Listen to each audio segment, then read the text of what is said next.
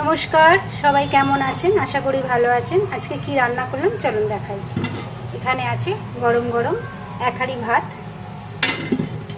আচ্ছা, এখানে রান্না করে নিয়েছি কলমি শাক ভাজা।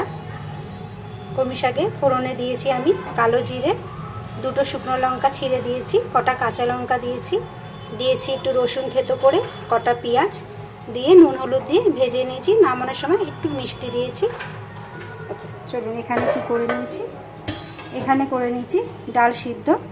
ডালটা আমি ভাতে দিয়ে কিন্তু সিদ্ধ করেছি। এর মধ্যে ভেজে দিয়েছি শুকনো লঙ্কা আর কাঁচা পেঁয়াজ। সর্ষের তেলে আমি লঙ্কাটা ভেজেছিলাম, সেই তেলটা দিয়ে নুন দিয়ে শুকনো লঙ্কা দিয়ে পেঁয়াজ দিয়ে মেখে নিয়েছি ডাল ভাতে। আচ্ছা এখানে কি করেছি, এখানে করে নিয়েছি ডিমের ঝোল। একদম সদ্য নামালাম, খুব গরম। আলু দিয়ে ডিমের ঝোল করে নিয়েছি।